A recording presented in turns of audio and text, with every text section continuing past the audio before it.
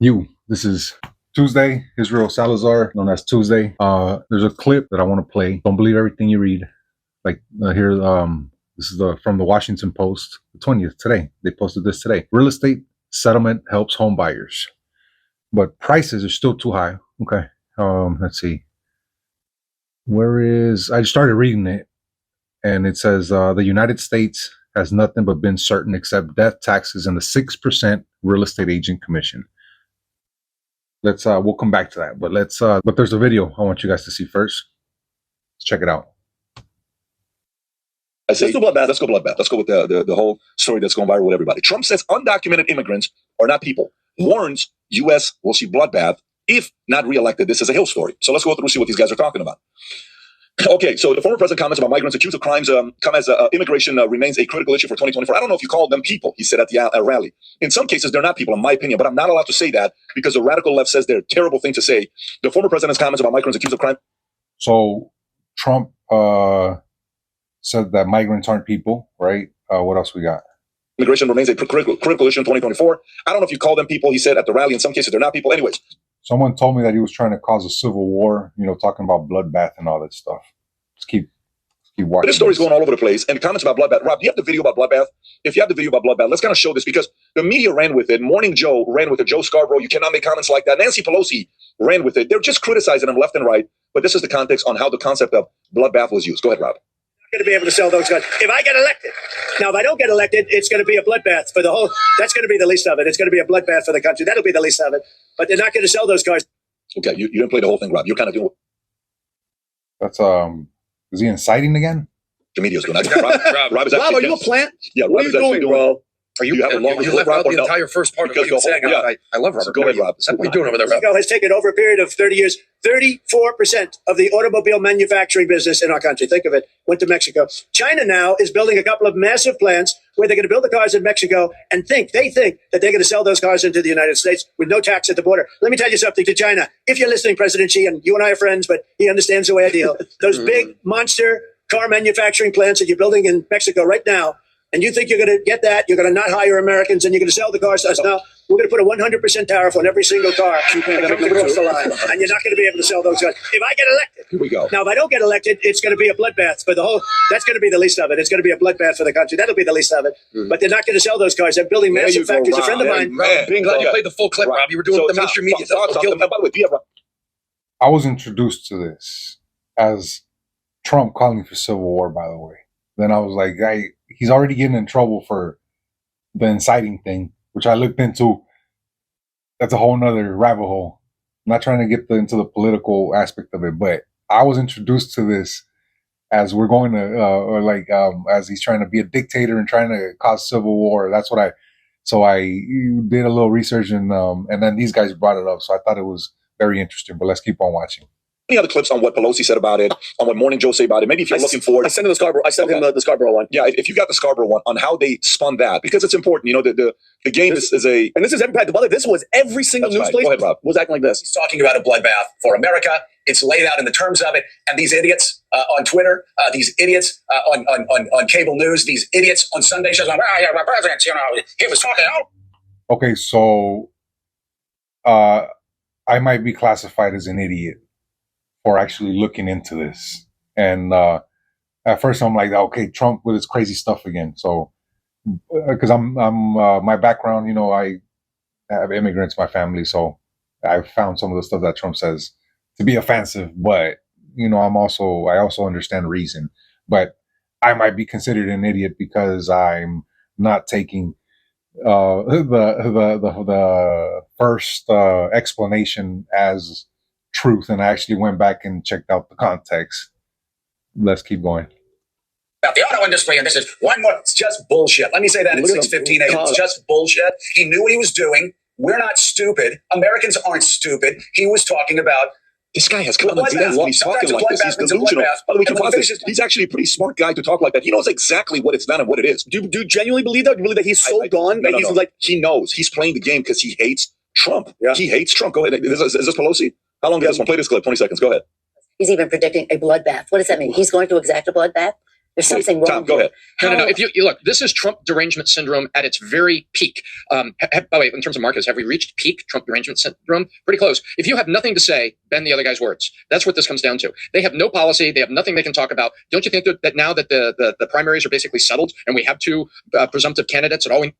Let me look up what Trump derangement syndrome is. I don't actually know what that is. Let's see.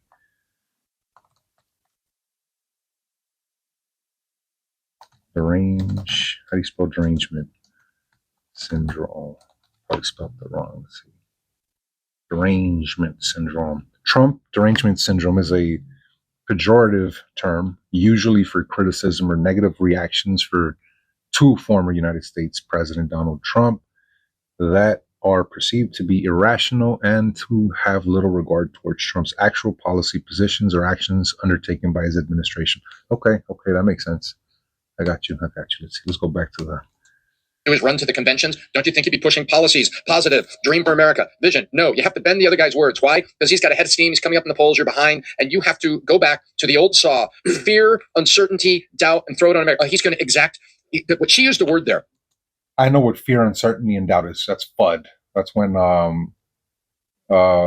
somebody's trying to spread something to like some kind of rumor to create fear, uncertainty, and doubt. So you fear or are uncertain or doubt whatever they're talking about.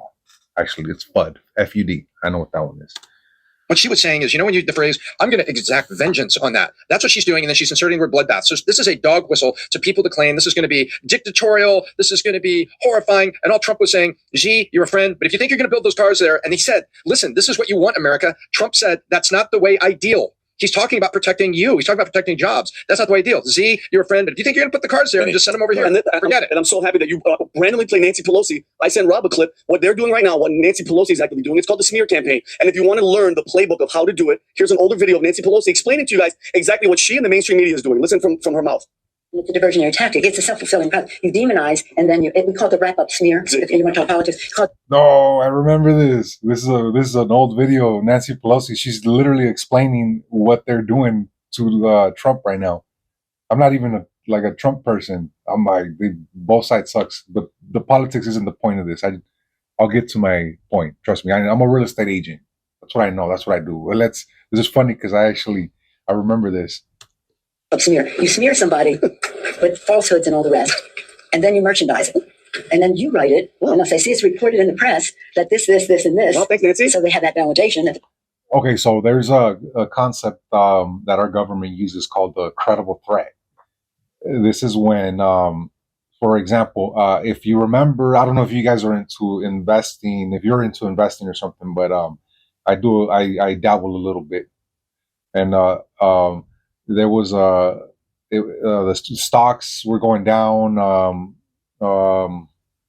prices of houses stopped going down. So what happened was, right, the rates went up. So it made money more expensive. It's called quantitative tightening. So quantitative tightening, which means they're basically slowing down money, making it a little bit harder to get money, so money doesn't flow as well. And they started talking about, I believe the number was like 13 rate cuts, meaning that they were going to bring the rate down 13 times. And right now, the estimate is only 2. But when they said or they mentioned that they might start rate cutting, people started trying to front run this by either borrowing to buy a house or applying for a loan, and that so that spiked because people thought they were going to start going down, and companies usually finance to invest or to buy raw materials or just in the stock market. So people, since money's going to get easier, that means money, companies are going to start getting more money and more money's flowing. So they figured that companies were going to do better. So then people started buying stocks, and then stocks started going up. But they never did anything. It was just like a mention of an intention, and that's people believed it. So that's called a credible threat. Very interesting stuff. Look into it. I keep my expertise to real estate. If you guys need real estate questions answered, save my number as Tuesday, my real estate guy, and I'll find out the answer. But to real estate, don't ask me about stocks or because I'll tell you to invest in something and it might blow up. I'm licensed to be a real estate agent. That's what I do. It's my favorite thing. That's what I know how to do. That's what people love me for. Let's get back to it. Nancy Pelosi and the game plan that she talked about and then she's playing out right now. It's crazy, but it's funny. Reported the smear, and then it's called the wrap-up smear. Now I'm going to merchandise the press's report. That's interesting. It's a a how-to video. Pat's trying to steal your thunder. But look, guys, I saw it happening live in real time, and then in my head, I'm just like, okay, because of X. And by the way, it took a while for Elon to actually do the fact check, which he did it by himself on the NBC one. But my question is, though, Tom, it's now that it's been going on for a couple of days now. Think about the millions and millions of people that aren't doing the research, that aren't looking at the fact check. The job is done, though, because you know how many people are walking around this week going, "Did you hear what he said about the common sense people?" So you know what, though, the non-common sense people are still voting. No, the non-common sense people. The polls are showing things. No. May I, Tom? Can I? I was speaking on you. Go ahead. Finish your thoughts. Go ahead, Tom. I was echoing Vinny. Go ahead. Say finish your thoughts. No, Tom. Go ahead. You were saying something. I want you to finish your thoughts. I said I trust the people. That's what the polls. Yeah. So no, what I was saying is I don't think the common sense people will do that. I think the common sense people will see this and actually be more turned off by it. You know, when you constantly bitch about, like, for example, I was in a company and they constantly trashed the previous company, okay, that they were a part of. And it was another insurance company. You know what eventually happened? Everybody wanted to know what the hell happened with the previous company. So everybody was so curious. I'm in Las Vegas. I'm putting an event together. We have a couple thousand people at our event. We're small at this time. This is like 8 years ago or something like that. And right across the street, there's a similar event going on. Then, you know, this guy who's supposed to speak at our event, they get him to go speak at their event right before. And he's a guy that will take money from anybody. That's why we don't have a relationship. Yeah. So he goes and speaks across the street at the other event. And then at the entire event for 4 days, guess who they trashed? That guy? No, they trashed me. Oh, really? So guess what happened with my phone with DMs? Everybody in that company who has common sense is texting me saying, "Hey, why do they keep talking about you?" And then they came over to us. And then fast forward to that same company that used that model, trashing everybody, just lost their biggest guy 2 months ago, 3 months ago, just left. 20,000 some reps left. Okay. You know, and all these stuff that's going on that you play that game, it doesn't work, right?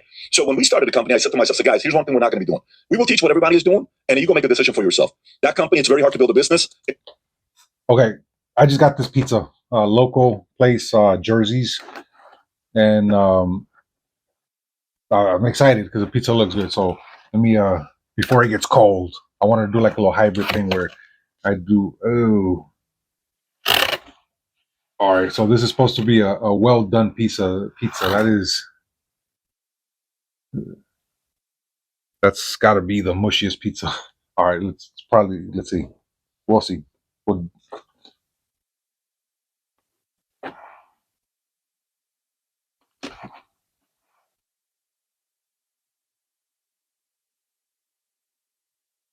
Can't believe I interrupted the video for that. That fucking sucks. Okay. Yeah. That's all right, whatever. This is my bad. I shouldn't even have said the name of the place. This was supposed to be a well done pizza, and I don't even think that's cooked. I don't even think that's cooked to just like a normal. This is nice and crunchy. It's nice. It's hot, but yeah. So a little bit of background. I stopped going to Pizza Hut and Domino's and whatever the other place is. That's unfortunate, by the way. Because they would just not. The pizza would just, they would mess up the order. And instead of me just being mad, because I consider myself a little bit of a pizza connoisseur a little bit, and I'm not like a professional or anything, but I'm just saying I've had my share of pizza, like different places of the world. Matter of fact, I can make a pizza much better than this. My pizza comes out way better than this. My pizza's good. This is just, it's not a bad pizza. It's just, if you can, it's 2 or 3 times the price of something you would go to get at Domino's, but it is not much better than that pizza. It might be better ingredients or something. You might be supporting a local business, but that's kind of messed up. I'm just playing. I don't want to trash this place. Go try it out for yourself, and then you decide. Go give them some business. It's a local place, so I guess I even feel bad for dropping $5 in that little tip jar, or however much I put in there. But that's unfortunate. yeah, I'm gonna have to fire up my oven and maybe throw it in there for, you know, a cool, quick little 18 minutes or something just to get it up to, you know, yeah, it's okay. That's enough. I can't believe I interrupted the video for that. My bad. But that's like double or triple the price as if you went to like Pizza Hut or Domino's. I'm you know what? Let's do the wings. Let's see. Okay. Okay. They're gonna redeem themselves, I think. These are nice. These are nice. These are the bigger chunkier wings. Oh, yeah, these are supposed to be well done too. These are nah. Mm-mm. Okay, they're what is Wing Street? I think that's Pizza Hut. They don't look this good. They don't look this good, but they taste better. Um, don't take my word for it though. Go go buy it and try it for yourself. Let me get back to real estate. This is I think I messed up. I don't want to cut. I'm not gonna cut this out, but let's just okay. Let's get back to the video. Jeez. Um, I am so disappointed. But yeah, it is what it is. Let's get back to the video. So far,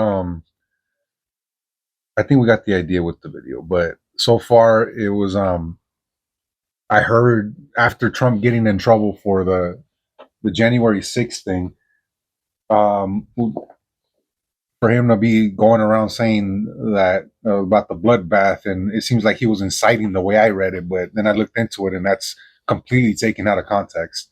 And if you believe what I believe, I feel like I just got called an idiot by one of these reporter guys. But let's finish. That's where we're at right now. Let's finish this video and see what he's talking about. Sorry about interrupting the video with this pizza. I wonder how much it pays to be a pizza person because obviously they can't afford it. All right, that's enough. My bad. I'm sorry if you're the guys from the place. I'm not. I shouldn't even have said the name at the beginning. It's kind of messed up, but I just won't go back. I don't go to Pizza Hut or Domino's or the Papa John's anymore. I'm gonna add this one to the list. Why pay double and triple for the price and the pizza's not gonna be any better? I swear they even recommended it to get the well done on both of these, and I don't even think they cooked this up to like the normal whatever cooked is. That's But let's continue. Build a business that big, it takes a lot of work. Those guys takes a lot of work. Those guys takes a lot of work. You don't tear them down. Now, there are companies that attract people that like to trash other people. That's the Democratic Party today, okay? Which is what... My bad. I'm not trying to trash the company. Go try it and decide for yourself. My standards might be not good standards. Pizza Hut and Domino's are still in business. They've been in business for as long as I can remember. So ever since I lived here for, I don't know, over 10 years at least, I've known about this place. Has been there. I went there before. I don't remember it being that good, but I heard at one point somebody new took it over and something about they kept the recipe because it's an amazing recipe or whatever. So I was like, okay, because I want pizza. I like pizza. I like good pizza. BS in Rancho is pretty good. I mean, I'd even go for Costco pizza over this. There's a couple places. Bobo's might be better. There's a Mountain Mike's that might be. I'm not saying these are amazing places, but this isn't any better than that. And damn, I'm still trashing this place. My bad. It's I'm just so disappointed. I think I built it up so much in my head. It might actually be pretty good. Just don't like boycott the place. Go if you're in San Bernardino, go get a pizza from the spot and then decide for yourself. Don't take my word for it. Just you probably won't see me there though. So if you got any real estate questions, just save my number, text me, DM, whatever. I'm good at my job. That's let's continue with the video, and I'm gonna stop trashing this place. And they're trashing Trump all day long. That works with the people that are going to vote no matter what. Remember what RFK said? What did RFK say? RFK said this is the first time ever where the independent voter is the biggest it's ever been, and it's a bigger vote than the Democrat and the Republican. Yes. You know what the independent voter is saying right now? What are you doing? Do you think I'm dumb? The independent voter who actually has the ability to reason and has a logic and common sense watches this and says, wow, what a stupid thing to say. Why would you say something like this?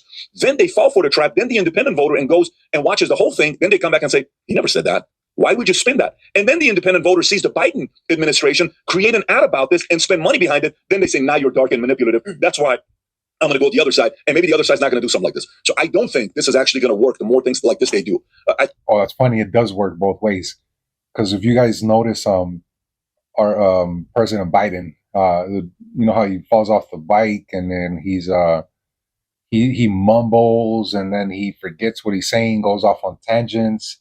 He said something about if you don't vote for me, you're not black or something like that. And right, just these little blunders that are just, I don't know. You know, if like I was outside of the country and then people from other countries, they bring it up like, hey, you're president. You know, he's like a, you know, like a, you know, almost like they're saying like we got a clown running the country, which is like I'm American. You know, I'm like proud to be born here, and yeah, it's kind of messed up. But I'm not gonna go into other people's countries and defend this guy. You know, everyone's entitled to their opinion, but I mean, it's not a good look.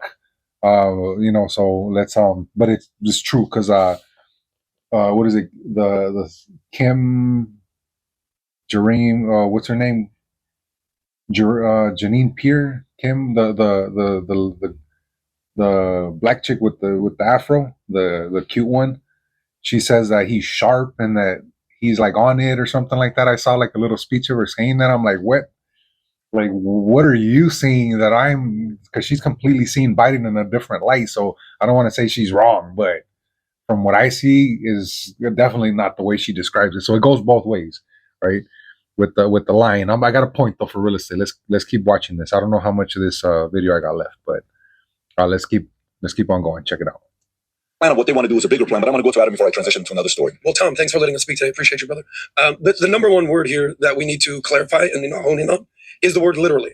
So both sides are obsessed with the word literally. So on the right, they say things like, you can't take Trump literally. You can't actually take what he's saying literally. He's a storyteller. He's a marketer. He's a showman. Like, he's just an entertainer. Not everything that he says should you take literally. And I understand that on the right. Now, the people on the left, they will literally. Okay, that's enough of that. We get the idea. So I saw some clips, some news articles, some pages like this. I took one for example. This was posted. This is today's from the Washington Post. Let's see. It's basically saying the United States has nothing. Wait, sorry. Let me start over. In the United States, nothing has been certain except death, taxes, and the 6% real estate agent commission. That is not accurate. But after legal settlement this month, the list might be down to 2 again. The agreement, which could result in lower real estate agent fees and therefore lower home prices, is much needed relief at the time when housing remains stubbornly expensive. It should be just the first such reprieve. Politicians are finally reevaluating unnecessary costs built into the structure of the U.S. housing market. Okay, there's a couple of assumptions being made here. That commissions will be lower. That's one. The other one is that housing is going to be more affordable, right? So there's more to it, but they're trying to basically tell us that everything's going to be more affordable. What does more affordable mean? For a buyer, more affordable means at a lower house price. If you don't decide the price of a house based on a commission, you decide the price of a house based on the market. You look at other houses that sold, and then you want to sell your house. This is how we come up with a price. And if you pay less on commission, for example, one of my past clients, I'm usually around 6%, but it's all negotiable, right?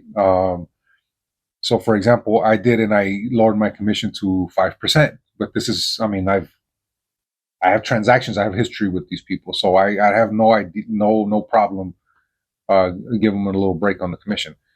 nowhere in that conversation was there even a thought about lowering the price of the house. So the price of the house does not become more affordable.